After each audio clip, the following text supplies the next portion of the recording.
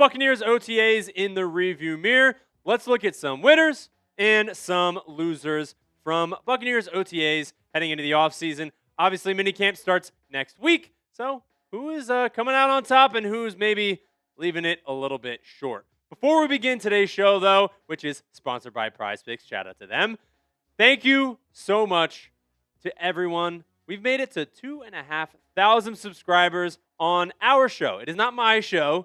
It is our show. Yours, mine, all of us. That's what this show is all about. A whole conglomerate of Bucs fans to have some fun and watch some fun videos. So if you haven't joined the family already, let's try and hit 3,000 subscribers. We are 500 away. So if you haven't already, make sure to hit the subscribe button. It's absolutely free. It's like following. You don't have to pay $1 to watch any of these videos. Let's be clear before we start today's show. It is winners and losers in the month of June. We're nowhere near the start of the NFL season. These are not winners and losers because they're doing poorly or anything like that. This is just objectively the winners from OTAs and the losers because of how things are panning out. So nobody's getting cut or anything like that. It's more just like who's prevailing a little bit and who's maybe lagging behind. So there's nothing super, super bad about any of this that we're talking about, or even super, super good, but maybe a little super good, right? All right, let's go to the first loser of OTAs for the Tampa Bay Buccaneers, and that's Connor Bazelak. You're like, Reed, that's a fourth-string, third-string quarterback. Exactly. This is winners and losers in the month of June. But obviously, Connor Bazelak is our practice squad quarterback out of Missouri. Jalen Daniels, the UDFA from Kansas that we signed this year, he's been impressing, and he's been having pretty good practices at OTAs, and they had a top 30 visit with him, so they obviously signed him. They knew what they wanted out of, a backup quarterback. And in free agency, we signed Jake Browning, right? So he's going to be that backup quarterback. We lose Teddy Bridgewater, that veteran in that QB room. We lose him in free agency. And you sign Jake Browning, who's a fantastic backup. I don't want to say fantastic quarterback. He's a fantastic backup. He backed up Joe Burrow a lot. So Connor Bazelak is in there at QB3, but Jalen Daniels could absolutely get a start or a shot at trying to make this roster. Usually they're going to take 2 QBs. That's sort of what happened last year. But I'd love to see him on the practice squad, right? He's an exciting player, a little bit mobility, right? And he's been impressing at practice. So there's no reason why he couldn't take that practice squad spot away from Connor Bazelak, which is why Connor Bazelak is going to be a loser on OTAs because he's not impressing as much as Jalen Daniels is. So he could take that spot away from Bazelak. So he's number 3. Number 2 is Benjamin Morrison, who I talked about on yesterday's video. He once again is injured. And what do you know? The sky's blue, right? I feel so bad for the kid. But at the same time, we knew what was happening when we drafted him, right? He had that hip injury, and he didn't have that full offseason to repair. And now, again, he's nicked up with a leg injury. And we talked about this yesterday, but it just sucks, man. Because I really hope he doesn't become an injury-prone player, right? We need as much depth in the secondary as possible. So he has real potential to be the quarterback too, as well. We got Zion McCollum on the outside, right? Benjamin Morrison, I have him slotted in at CB2. We talked about Jacob Parrish yesterday. He's been playing 50% inside and outside, so he could be playing in the nickel. He thrived last year in the nickel, right? So we need Benjamin Morrison to be healthy and at least be able to be a depth piece if we want to move Keontae Scott to nickel and Jacob Parrish outside. So I really, really hope Benjamin Morrison, this is just like a random injury and it doesn't become a trend, right? That's not what I want. Before we continue on with the rest of, we have our number 1 loser, I guess, and then the winners after that. Give a huge shout out to our sponsor of today's video, and that is PrizePicks. If you guys have not started with PrizePicks, I don't know what you're missing out on. Oh, wait, I do. It's possible money. The playoffs are going crazy for basketball right now. Finals, they are almost over. So make sure to cash in right now with PrizePicks. It's a great way to watch sports and win some money at the same time, which is why I've been using it since 2022. Speaking of me using it, I am filming right now, it is halftime for the Canada and Bosnia game. We got some stuff going on right now, right? It is going to be hard for me to read this, so we're gonna put it full screen.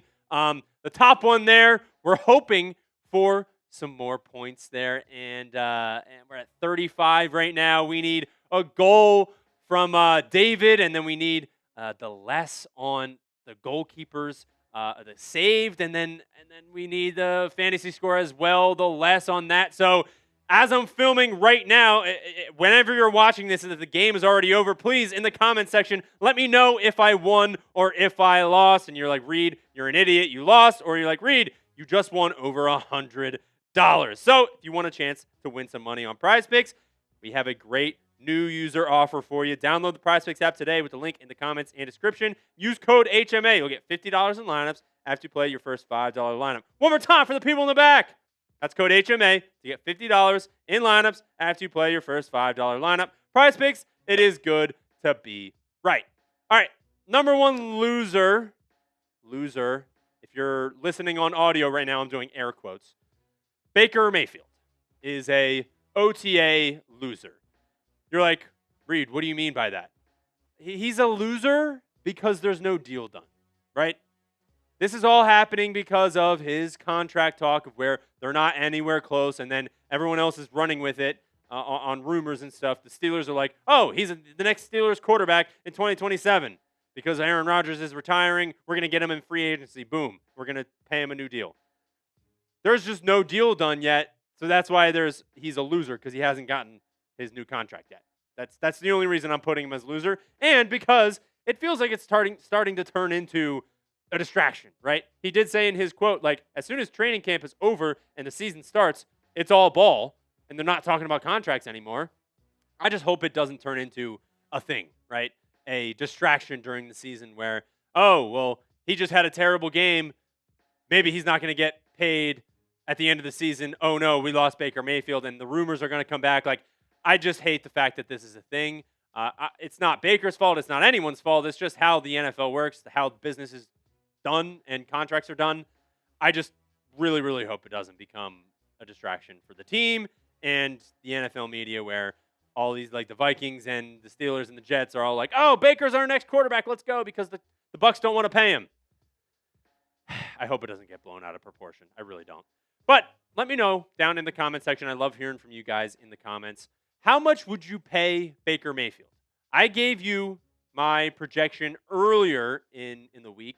I think maybe it was like the first video of the week on Monday or Tuesday. I gave my projection of what a deal could look like. But I want to hear from you guys. Would you guys want to pay him? Or would you like, hey, maybe we try our luck in the draft or go in free agency and find someone else? I really hope we don't do that. I love Baker. I'm a Baker guy. I love how much of a leader he is and a veteran. And we know what Baker can do when he's healthy. So I say we keep him. And we try and pay him what he wants, depending on how he does in 2026. But you let me know down in the comment section. All right, moving on to winners, what everyone wants to hear about. My number 3 winner for OTAs is Ted Hurst. Now, he didn't do much, right? But it's what he didn't do. You know what I mean? Like, he was very, very good absorbing the offense, absorbing the playbook. He's out there showing that he is a big target wide receiver, and without Mike Evans, everyone's like, well, who's Baker going to look to as his target, his big player, his big guy target, right?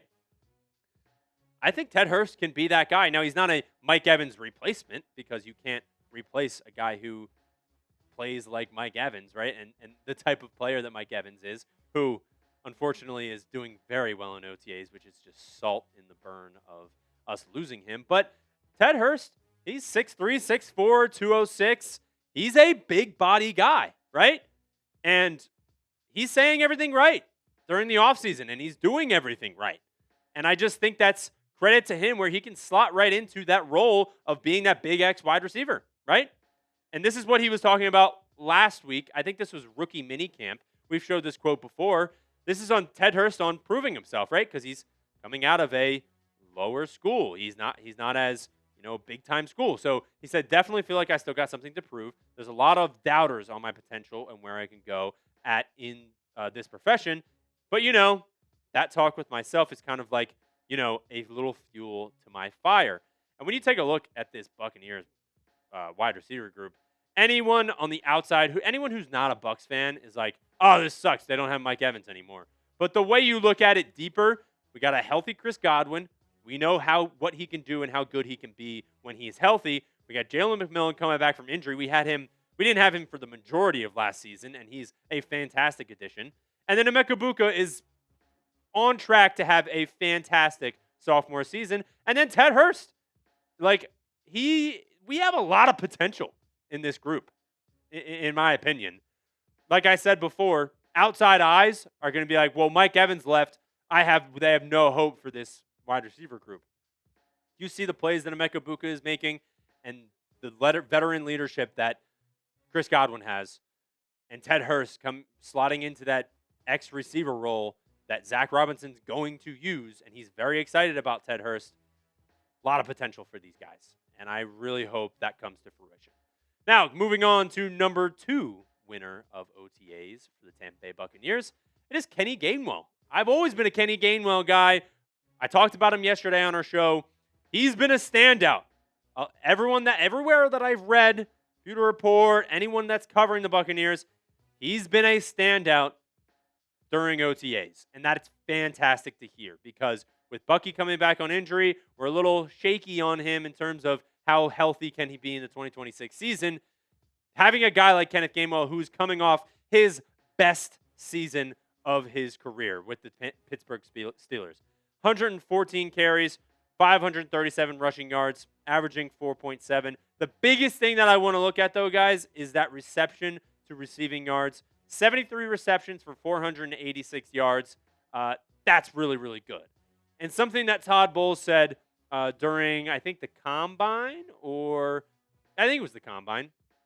somewhere. So a couple weeks ago, maybe like a month or so ago, he said, Bucky's 1A, Kenneth is 1B. I think it will be a great 1-2 punch. So Todd Bowles is basically saying, Bucky's going to be that 1A, but Kenneth is going to be right there, right behind him, getting more reps than Rachaad White did in terms of how they're going to be using the running back room. And this is what Pewter Report had on Gainwell's role. He said, sources tell me that Gainwell and Irving have gotten along fantastically well so far. Not that there were any bad blood between Irving and White last year, just that White was in a contract year and grew frustration with his lack of touches down the stretch upon Irving's return from injury, which is honestly fair because you're trying to prove yourself to get a better deal, and he did with Washington. So Gainwell has quickly picked up Zac Robinson's playbook and has excelled as a receiver out of the backfield, as well as a runner with the speed to hit the edge in wide zone and to see the cutback lanes, in addition to being able to run between the tackles in Tampa Bay's gap scheme. Bowles praised Gainwell for his toughness and physicality, which is more than his 5'9", 200-pound frame would suggest. Gainwell said he's looking forward to running in the pony package, which is a 2-back set that former offense coordinator Liam Coen introduced in 2024 once Irving is healthy. Robinson ran some pony package in Atlanta with Brian Robinson and Tyler Algier on the field at the same time and plans on incorporating that into this year's offense too. Oh, that's awesome, right? I mean, that is exactly what we needed last year. We need a little bit more, juice from that running back room. And obviously, Bucky only playing 10 games. That hurts a little bit. But adding Kenneth Gainwell to this group is fantastic. And I feel like this running back room feels very, very strong with Bucky healthy. Obviously, we have Sean Tucker on third down situations and in the red zone as well.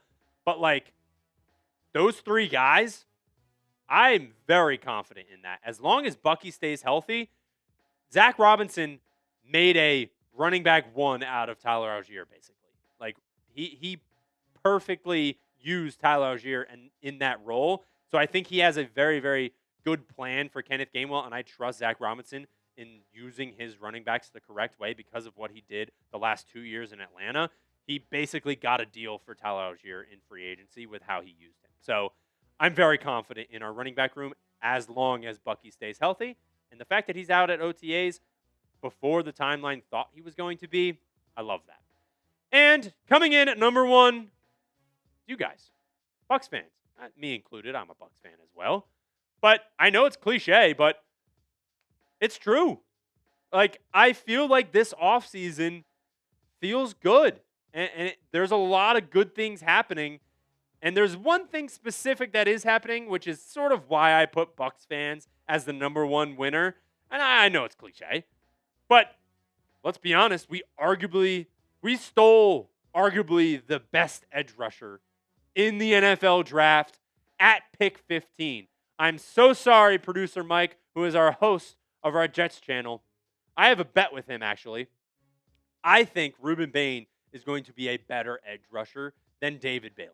The fact that he falls to 15, it's crazy. And he is just doing so much great work at practice, offseason, working out. I have high hopes for him. And the fact that we got him at 15 is absolutely crazy. It's crazy. And I still can't believe it.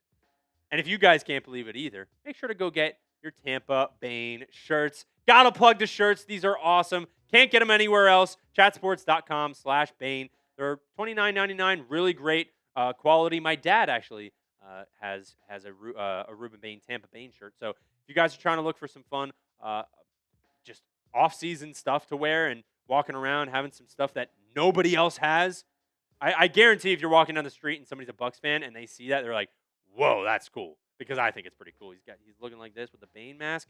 Make sure to get yours today. Chatsports.com/Bain. Moving on to why I think we're the biggest winners in the offseason right now after OTAs. We have a solid Lavonte David replacement plan, right? We got Alex Anzalone and Josiah Trotter. These two guys, Alex Anzalone is going to be the green dot captain of this linebacker room, and he's a veteran. He's good at coverage, good at tackling. Like he is a all-around good linebacker, and the fact he's confident in this defensive group is fantastic to hear. And then Josiah Trotter, different type of player than Lavonte David, right? More of a downhill linebacker, tackler, plays more closer to the line of scrimmage. But the power that this guy has, I think them combined with everything else that we have as well, not one guy can replace Lavonte David. We know that. But I think the plan that we have on the defense will help in the missing of Lavonte David. So I feel confident in our defense. And the one thing that I was talking about, why we're such winners after OTAs, it's the brand new offense that we have with Zac Robinson. With some good news. Obviously, the Falcons OC in 2024 and last year spent most of his coaching career on the Rams with Sean McVay. And you heard it earlier, and you guys should remember, he was the pass game coordinator and QB's coach when Liam Coen was OC for the Los Angeles Rams in 2022. Obviously, we had a great offensive year with Liam Coen in 2024. Baker Mayfield had the best year of his career. And one thing that we always talk about when we think of Zac Robinson, and last year and the year before, is the pistol, right? They spammed the pistol with Michael Penix and Kirk Cousins, and we're like, oh, geez, we get this offense coordinator that all he's going to do is run pistol, right? Not quite, which is why this is really good news for us. So, Pewter Report on Zac Robinson's offense. Without revealing too much and getting into specifics, I am allowed to tell you that I haven't seen any pistol formation, which Robinson ran a bunch in Atlanta. And Pewter Report has reported this offseason the Falcons had to run pistol because of the mobility issues that rookie quarterback Michael Penix Jr. had with his previous knee injuries and present knee injuries. And that veteran QB, Kirk Cousins, had coming off an Achilles injury at age 36 during the 2024 season. Baker Mayfield is quite mobile and operates very well under center, so there's no need to run pistol in Tampa Bay. When Mayfield is under center, he can operate the play-action dropbacks as well as the rollouts and waggles. And that's what Robinson wants to do, like Coen did. And that is getting Mayfield involved in play-action from under center. Mayfield has also operated out of shotgun quite a bit. There's also been a good deal of motion and bunch formations, which are staples of the McVay-Rams-based offense. I would also say that Mayfield is going to see his completion percentage climb from last year's 63.2 closer to where it was in 2024, which was franchise record 71.4%. And I'll leave it up to you to figure out what that means. It is music to my ears, Bucs fans. Are you kidding me? The fact that we haven't seen the pistol formation from Zac Robinson all OTAs, all rookie minicamp. It is music to my ears, and it should be music to yours as well, because last year, all they did was pistol, and it did not work. And I said, I think it's because of Michael Penix. I don't think it's because of Zac Robinson and his offense. And the fact that the offense that we're going to be seeing is more like the Rams and like Liam Coen's 2024. I have no doubt Baker Mayfield is going to get the deal that he wants, because I think he's going to have a fantastic 2026 season. The offense is going to look way better. I think a lot of people are going to be shocked by Zac Robinson's offense because he has a lot of weapons to use, and it's perfect for the type of offense that he likes to run. So watch out for Baker Mayfield, Zac Robinson, and this entire Bucs offense to shock the NFL in 2026. So you tell me, who is your biggest winner of Bucs OTAs? Is it us? Is it Bucs fans? Are you that excited for the 2026 season? Or is it somebody that I did not name? Or do you think one of the losers is a winner? Please let me know down in the comment section. If you think I'm an idiot, let me know. I would love to hear it. All right. Thank you so much for watching to the end of today's show. If you're watching right now, that means you like the content. You like what me and producer Mike are putting on your screen. So hit the subscribe button. Lock us in all off season long. I'll have videos, a couple videos a week for you guys to enjoy. And it is absolutely $0 to join the channel. As always, fire the cannons.